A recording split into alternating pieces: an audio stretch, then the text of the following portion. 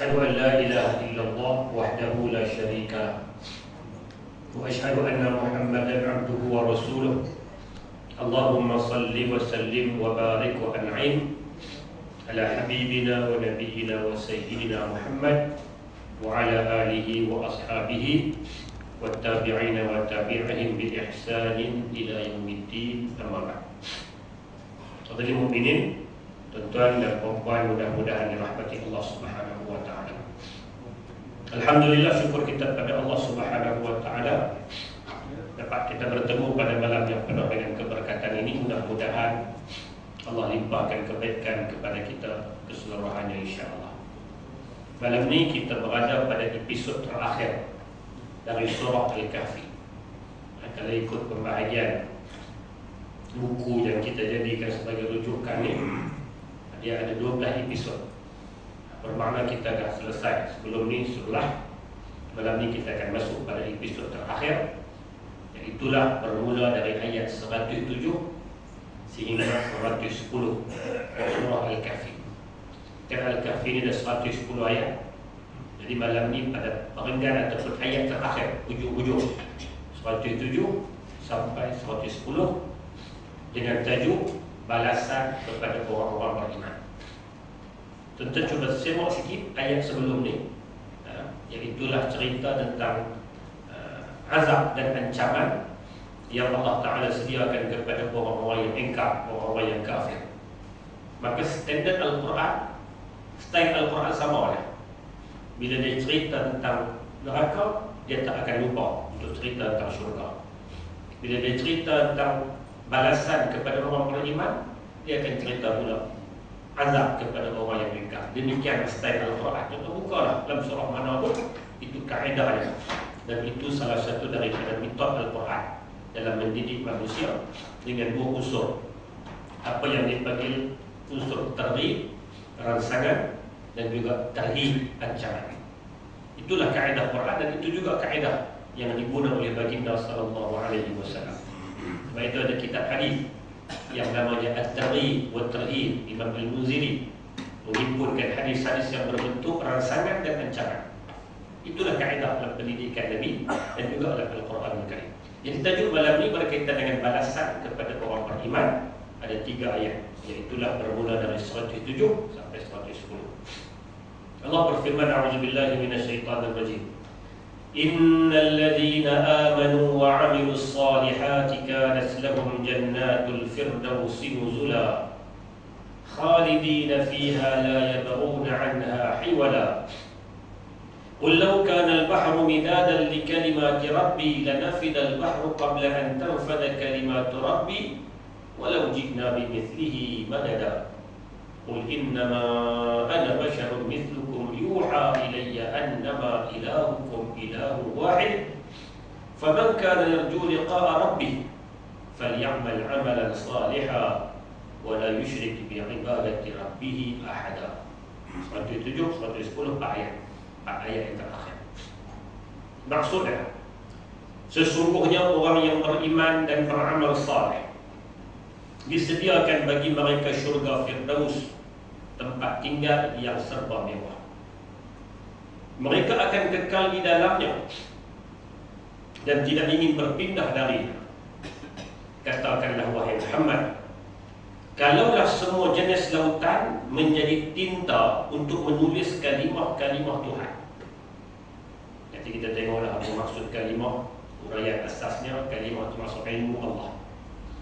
Allah Ta'ala kata kalau dijadikan ayat laut itu dakwah, tinta, untuk kita catat kalimah-kalimah Allah, kalimah-kalimah Tuhan, sudah tentu akan habis kering lautan itu sebelum habis kalimah-kalimah Tuhan. Walaupun kami tambah lagi dengan lautan yang sebanding dengannya batuan, tambah lagi kali kedua pun tak habis. Nak catat ilmu Allah ni tak habis. Nak beritahu kata demikian betapa lemah manusia dan betapa hebatnya Allah. Ayat 110, katakanlah wahai Muhammad, sesungguhnya aku hanyalah seorang manusia seperti kamu. Diwahyukan kepadaku bahawa Tuhan kamu hanyalah Tuhan yang satu. Maka sesiapa yang percaya dan berharap akan pertemuan dengan Tuhannya, hendaklah dia melakukan amal soleh dan janganlah dia mempersekutukan sesiapa pun dalam ibadat kepada Tuhan. Ayat terakhir surah Al-Kahfi ini, sebahagian para mufassir menyatakan ayat ini menunjukkan kepada basyariyatul Rasul. Nabi adalah manusia. Quran nak tegaskan Nabi ni manusia. Kan orang Quraisy pada peringkat awal sebahagiannya memperolokkan Nabi. Pasal apa Allah Ta'ala hantar Nabi ni manusia? Pasal apa Allah Ta'ala tak hantar malaikat? Pasal apa Allah Ta'ala tak hantar makhluk lain? Pasal apa Allah pilih? Lalu Allah turunkan ayat bagi tahu tentang basyariyatul Rasul. Nabi itu manusia. Bila manusia, dia akan ada sifat manusia yang ada sedihnya, ada sukanya, ada laparnya, ada dahaganya, manusia. Bezanya Allah hantarkan Qul innama ana basyarun mislukum. Bezanya tak mana? Yuha ilayya annama ilahukum ilahu wahid. Yuha, wahyu yang membezakan. Wahyu diberikan pada Nabi manusia, tapi manusia-manusia lain tidak diberikan wahyu. Itulah yang membezakan. Allah Ta'ala tak lantik Nabi ini di kalangan malaikat, di kalangan makhluk-makhluk lain. Sebaliknya lantik manusia juga menjadi Rasul dan Nabi, supaya manusia tidak ada alasan untuk tolak apa yang dibawa oleh baginda sallallahu alaihi wasallam. Seperti lazimnya ayat-ayat Allah yang mengandungi peringatan azab dan juga khabar gembira. Biasalah standardnya bila dia main ayat azab, dia akan main ayat khabaran gembira. Basyiran wa nadhira, tugas Nabi. Demikian standard Al-Quran bersama. Setelah dibentangkan tentang keadaan mereka yang kufur, kini dikhabarkan pula berkenaan mereka yang beriman untuk memberi peringatan serta motivasi kepada orang beriman. Tujuan dia untuk tujuan Quran dia bawa mai ayat-ayat azab, lepas tu dia akan bawa mai ayat syurga. Tujuan supaya nak bagi motivasi. Demikian juga kalau dia bawa mai ayat syurga dulu, dia bawa mai pula ayat neraka supaya manusia tidak terleka. Tidak ada rasa seronok dengan syurga ni, orang sampai terlupa ada yang namanya neraka. Ini seimbang. Sebab tu dalam ilmu tasawuf pun dia kata apa? Manusia kita kena ada dua benda dalam hidup ni, ar-raja dan al-khawf. Takut dan harap kena seimbang. Tak boleh takut saja tanpa ada harap. Tak boleh harap saja tanpa ada takut. Kena ada dua-dua. Demikian. Sesungguhnya mereka yang berbahagia adalah mereka yang beriman dengan Allah dan Rasulnya dan membenarkan setiap risalah yang dibawa Nabi, serta beramal dengan amalan-amalan saleh dengan mengharapkan syurga Firdaus Allah. Dalam ayat ini Allah menyebutkan syurga Firdaus secara spesifik. Kita tengok ayat tadi dalam surah 7. Innal ladzina amanu wa 'amilus salihati kanat lahum jannatul firdausi nuzula. Sesungguhnya orang-orang yang beriman dan beramal saleh, bagi mereka itu syurga Firdaus. Disebut nama. Syurga Firdaus ni makna syurga yang paling mewah. Dalam Al-Quran ada dua tempat saja ataupun dua kali Allah Ta'ala ulang tentang syurga Firdaus. Ni satu ayat 107 dalam surah Al-Kahfi, satu lagi ayat 11 dalam surah Al-Mu'minun. Allah Ta'ala sebut dalam surah ayat 11 surah Al-Mu'minun, alladzina yarithuna al-firdausa hum fiha khalidun. Setelah dia cerita tentang orang beriman, buat tu ciri ni tak jadi orang beriman. Orang beriman di mana? Tempatnya adalah Jannatul Firdaus. Alladzina yarithuna al-firdaus, tempat kembali mereka adalah Firdaus. Dalam surah ini pun Allah Ta'ala sebut tempat orang beriman dan beramal saleh ni Jannatul Firdaus nuzula.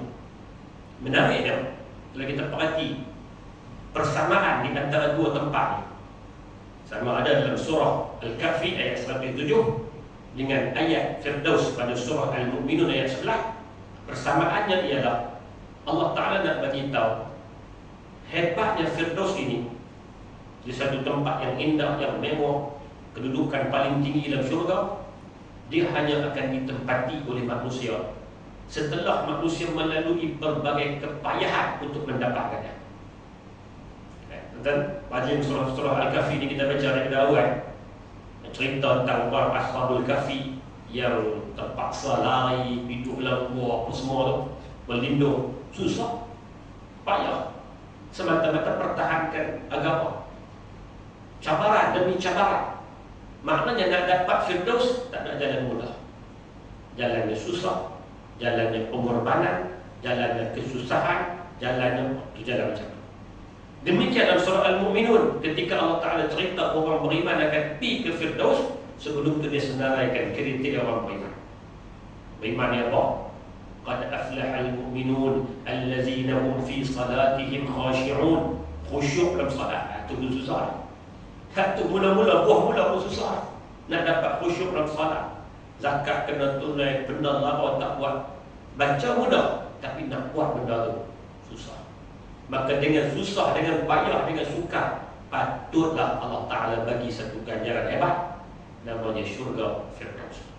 Jadi Firdaus hanya ada dua tempat ni disebut dalam Al-Quran, dan kedua-duanya nak masuk tu Allah Ta'ala mulakan dengan cerita susah, payah, perlukan pengorbanan, perlukan tadhiyah, kesungguhan dan pengorbanan dan sebagainya. Lebih-lebih lagi syurga Firdaus merupakan syurga yang tertinggi, terluas dan terbaik. Lihat, syurga ni semua cerita bagus syurga, tapi dalam hak bagus, hak seronok, hak best, dia ada yang terbaik, terluas, tertinggi. Itulah Al-Firdaus. Seperti yang diriwayatkan oleh Abu Hurairah radhiyallahu anhu, baginda Nabi sallallahu alaihi wasallam bersabda, "Inna fil jannati mi'ata darajatin a'addaha Allah lil mujahidin fi sabilihi, kullu darajatayn ma bainahuma kama bainas samai wal ardh. Fa idza sa'altumullah fasaluhu al-firdaus, fa innahu awsatul jannati wa a'lal jannah wa fawqahu 'arsyur rahman wa minhu tafajjarul anharul jannah." Hadis sahih riwayat dari Imam Al-Bukhari. Kata Nabi, sesungguhnya di syurga terdapat 100 tingkatan. 100 tingkat. 100 ni nak apa kita banyak. Bukan kata terhad 100 itu je, boleh jadi lebih. Nak apa kita banyak. Yang Allah telah sediakan bagi mereka yang berjihad di jalan Allah.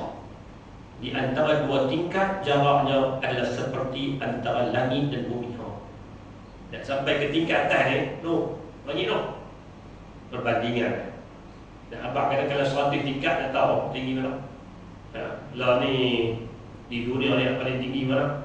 Dubai juga dah. Dubai juga. Itu paling tinggi berapa ratus tingkat. Itu pun nampak ni.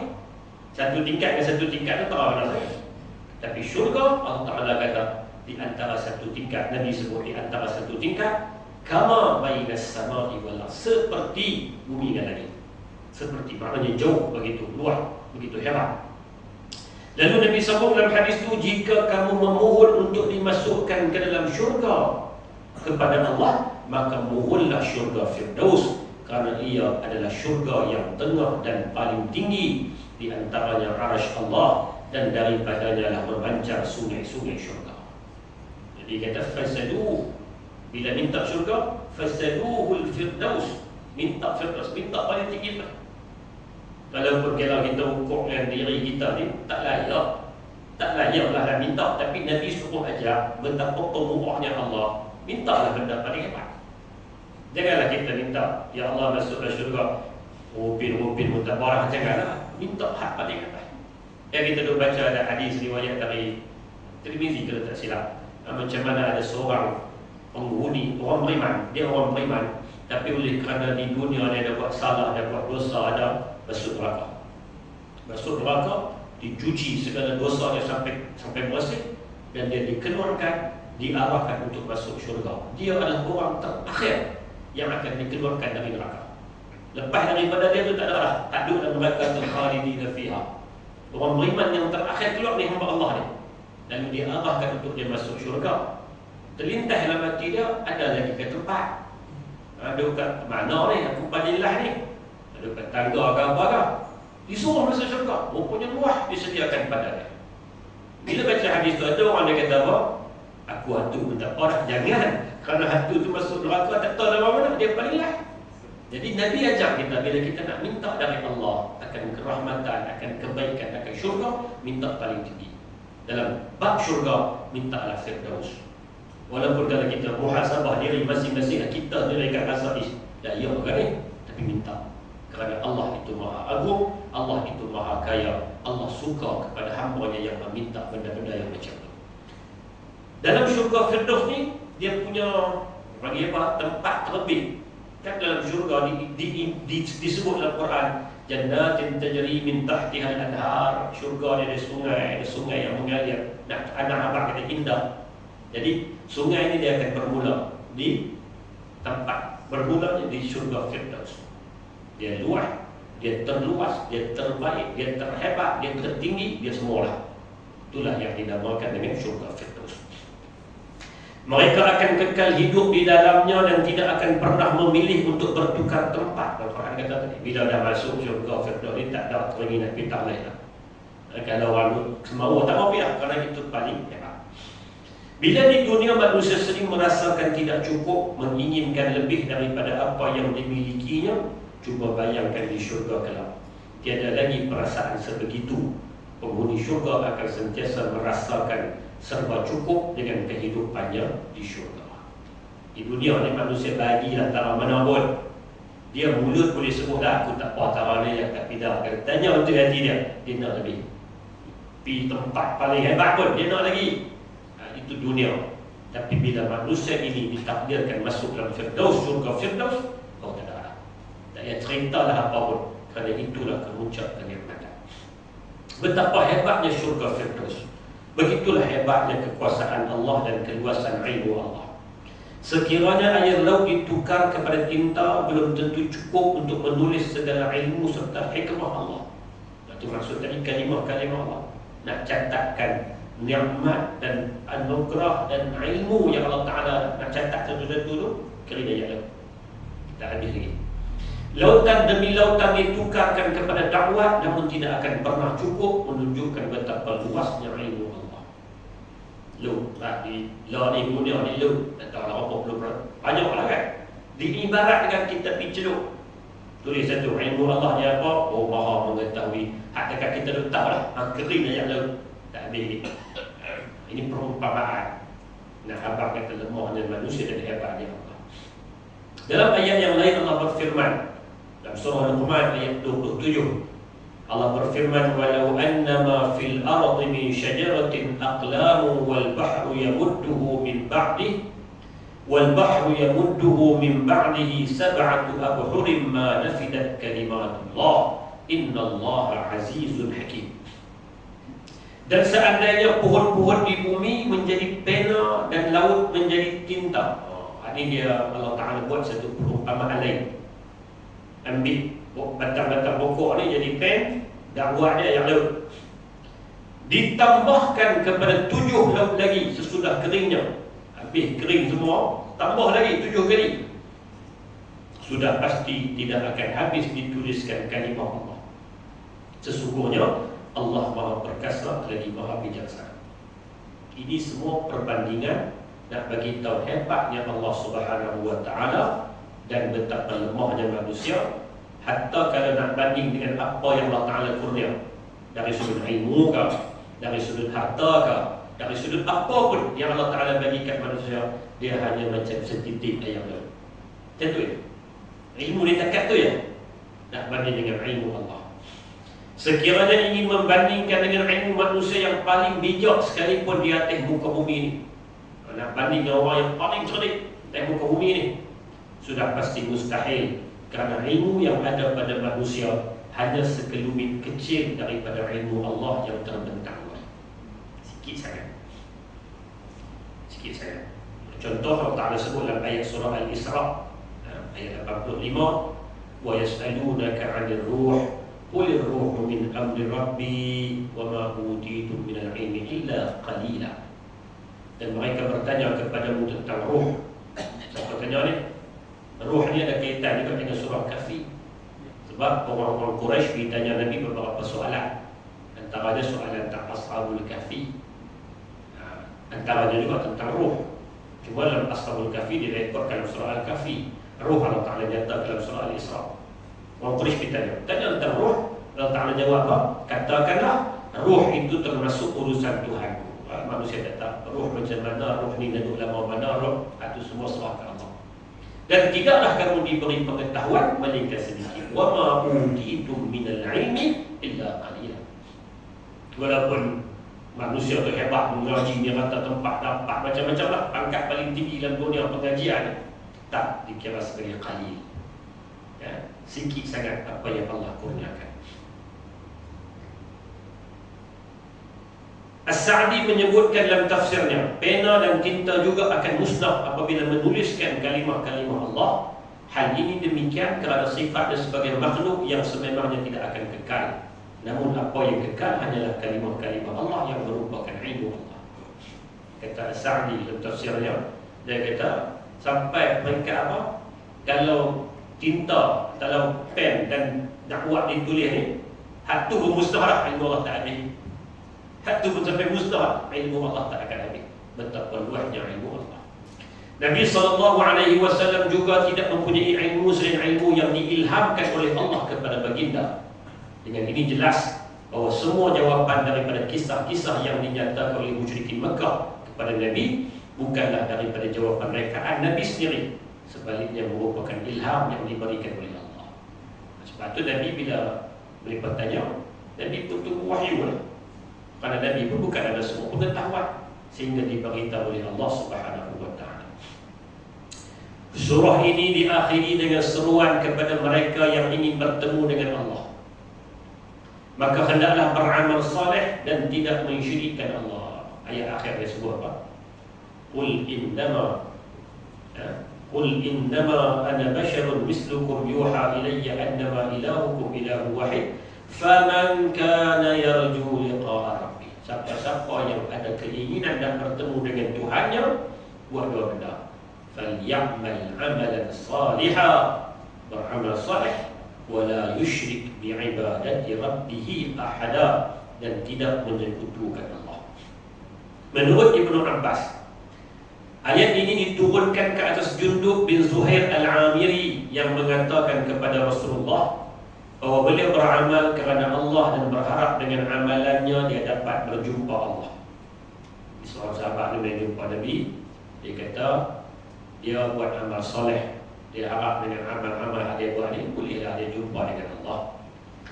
Oleh itu setiap ibadah hendaklah dilakukan dengan hati yang ikhlas, mengharapkan keredaan Allah dan bukan dengan niat untuk menunjuk-nunjuk. Lantaran itu Allah memberi peringatan agar tidak syirik kepada Allah, kerana riya merupakan antara syirik kecil.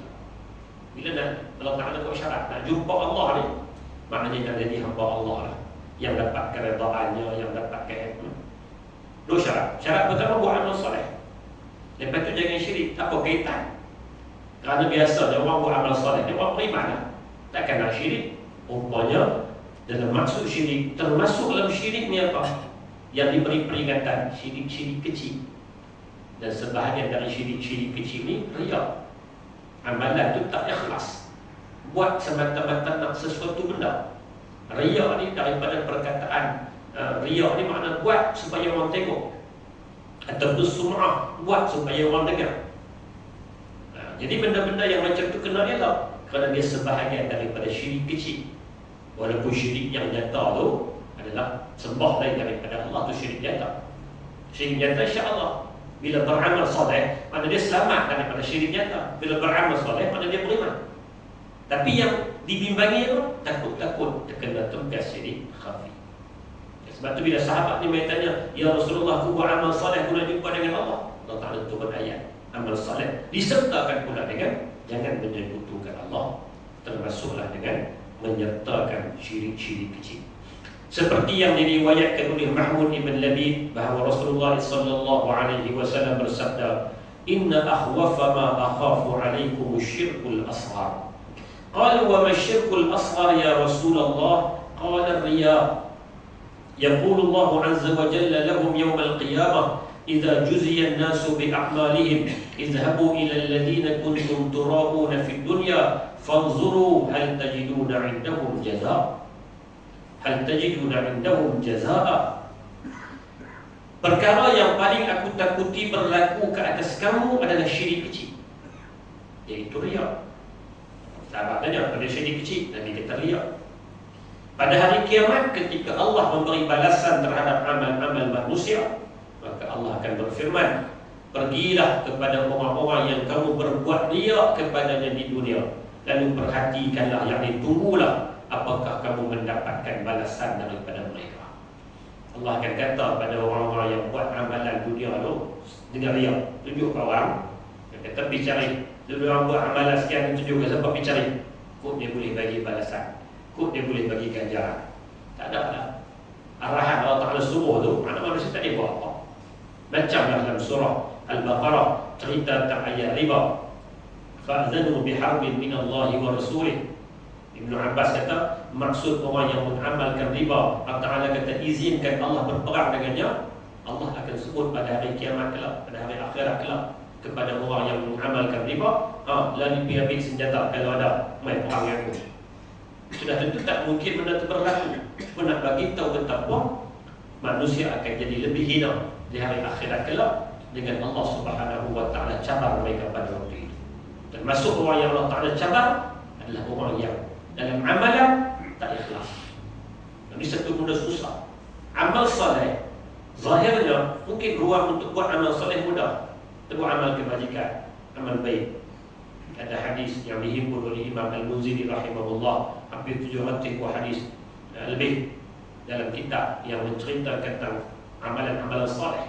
Banyak orang boleh buat. Ada ruang, ada peluang main dengan kemampuan boleh buat, tapi amal soleh itu kena serta dengan ikhlas. Itu susah. Tapi kena. Susah bukan kata minta ya ada tak ikhlas. Kerana ini kadang-kadang orang jawab biasa orang tanya, contoh biasa orang tanya kepada bila nak pakai tudung ni? Saya tunggu ikhlas. Lepas tu ada pula dia main style lah. Kemudian ni pakai tudung elok lah, lepas tu pergi buka. Orang kata pasal apa nak pergi buka tudung ni? Saya tu nak jadi diri sendiri ya. Nak jadi diri sendiri. Sebab sebelum ni dia jadi apa benda tak? Nak jadi diri sendiri sebab saya tak ikhlas. Bukan macam tu. Ikhlas kena buat dulu. Arahan Allah suruh kita buat dulu. Lepas dari buat, datanglah ikhlas. Kalau nak tunggu ikhlas baru nak buat, bila ikhlas nak buat?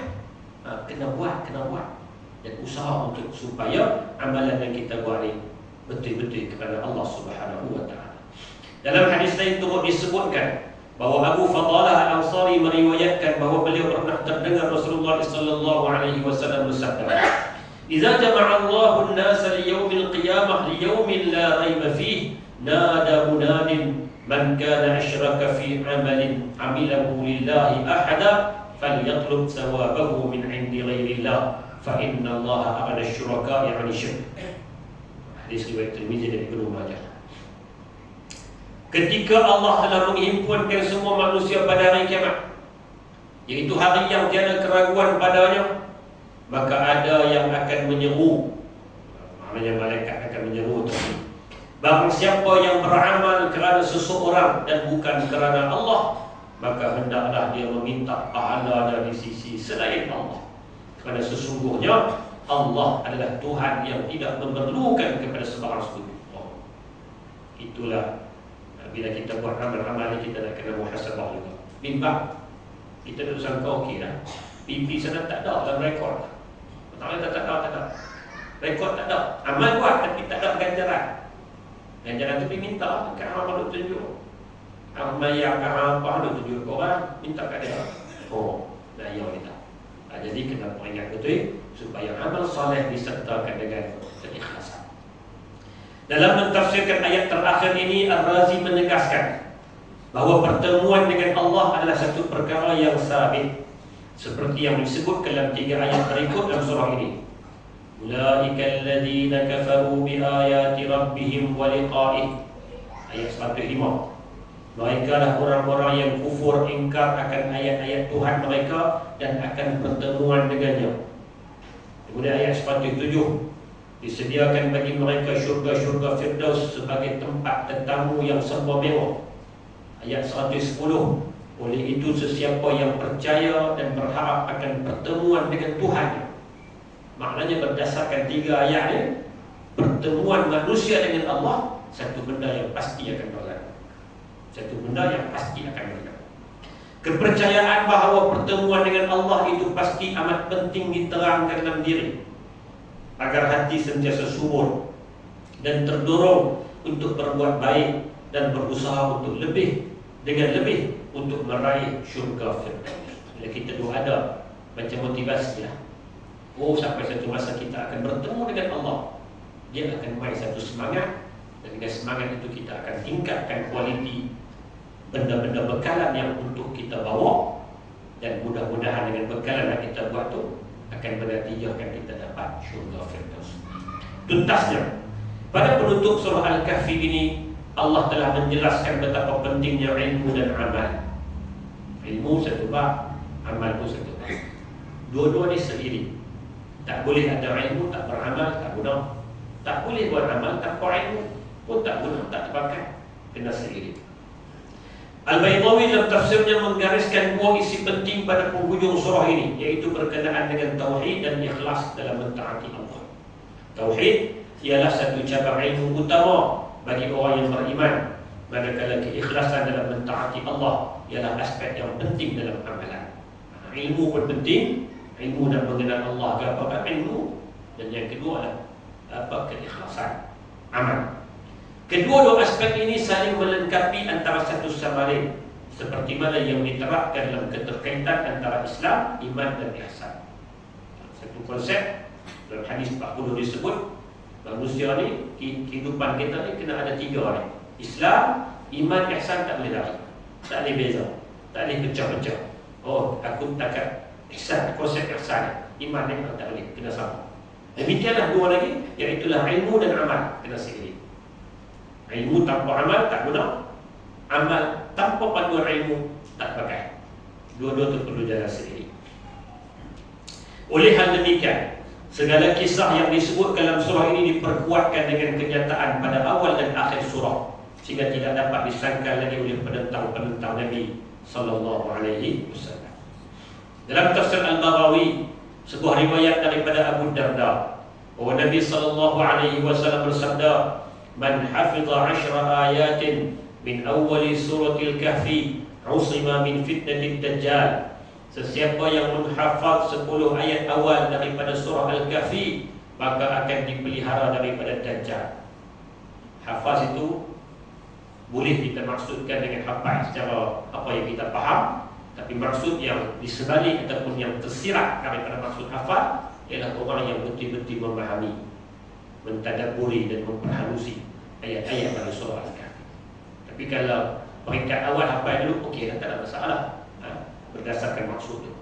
Dalam riwayat daripada Sahal bin Mu'az juga, bahawa Rasulullah sallallahu alaihi wasallam bersabda, "Man qara'a awwala suratil Kahfi wa akhiraha kanat lahu nuran min qadamayhi ila ra'sihi, wa man qara'aha kullaha kanat lahu nuran min al-ardi ila as-sama'."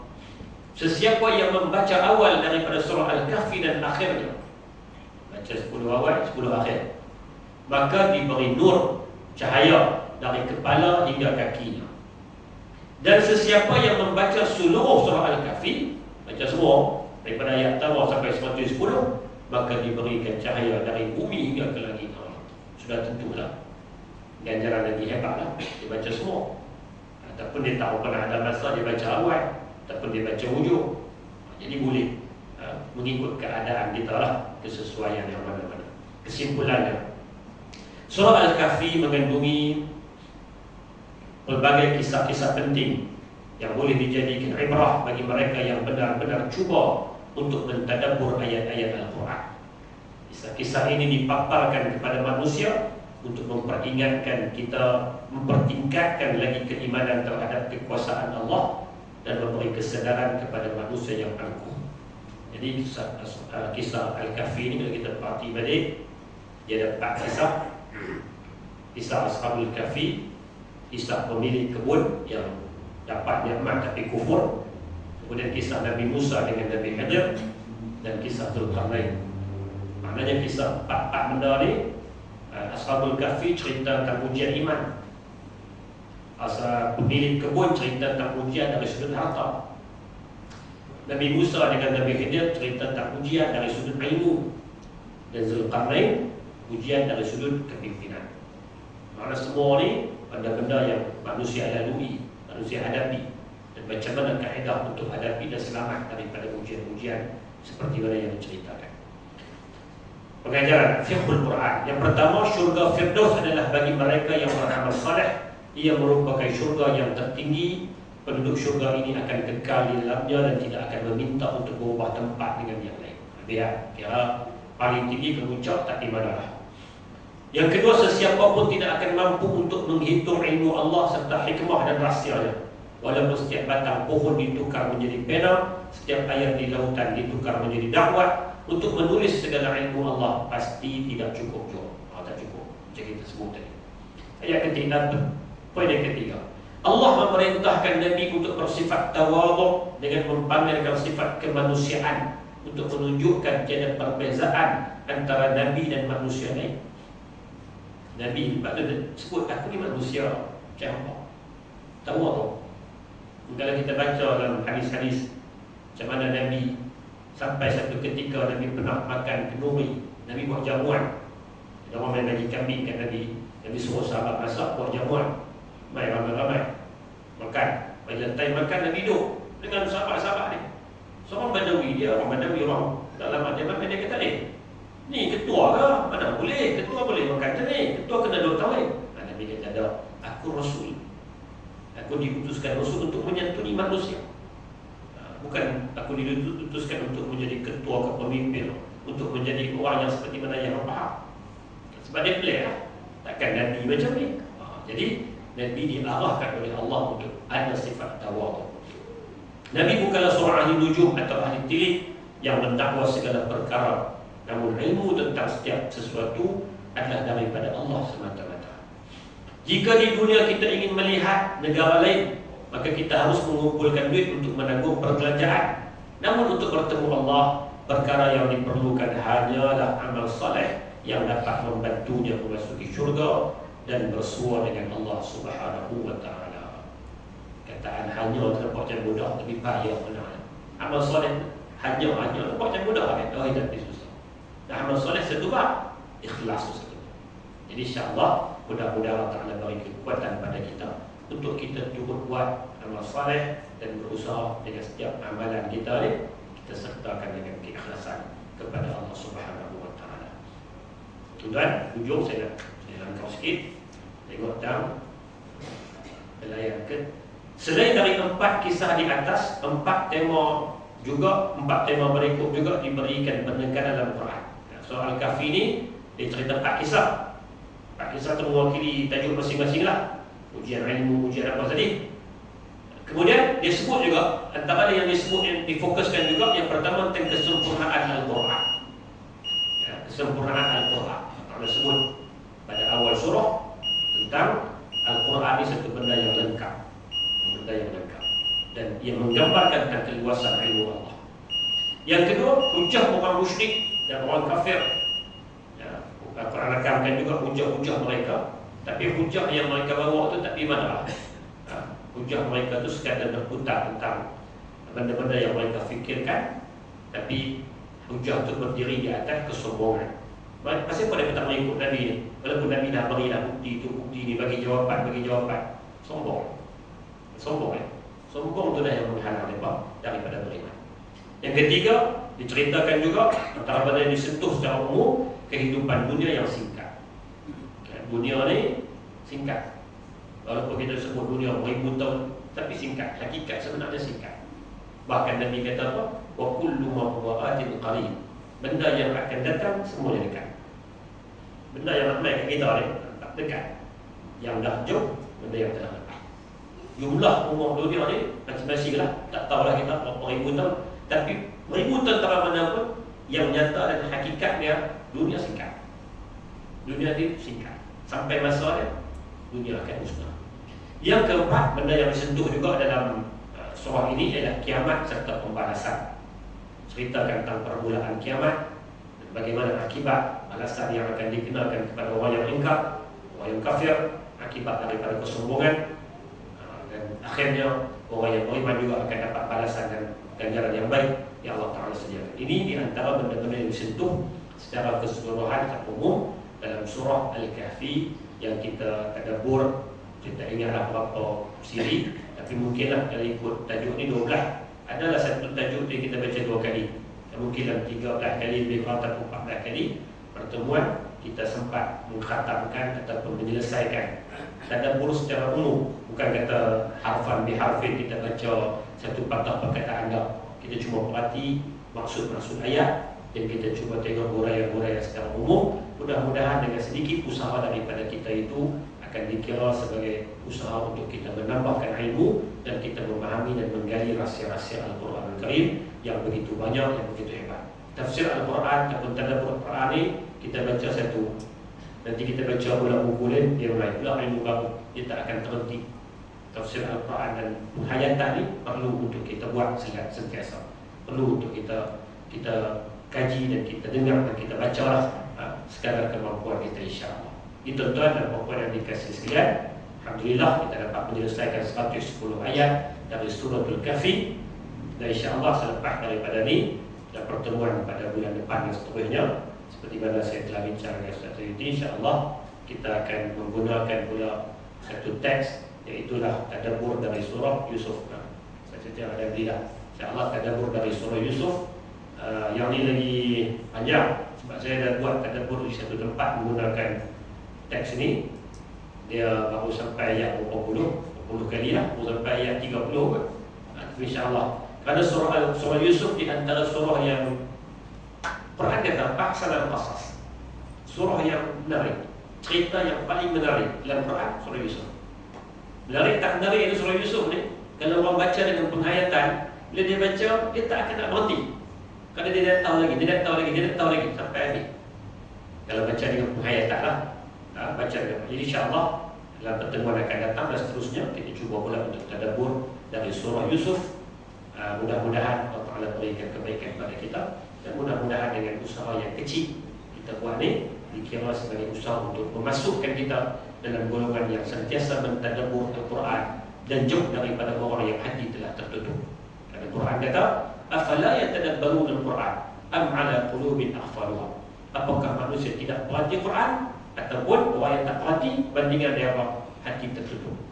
Jadi tak mau nak masuk dalam golongan hati tertutup, kita buatlah usaha sikit-sikit, bacalah takat mana boleh. InsyaAllah mudah-mudahan itu dikira sebagai benda-benda yang membawa kita kepada menjadi dekat dengan Al-Quran Al-Karim. Sekarang itu saja untuk malam ni. Yang baik dari Allah Subhanahu Wa Taala, tersalah tersilap terkasar bahasa dan sebagainya, saya mohon ampun dari Allah, mohon maaf dari tuan-tuan sekalian.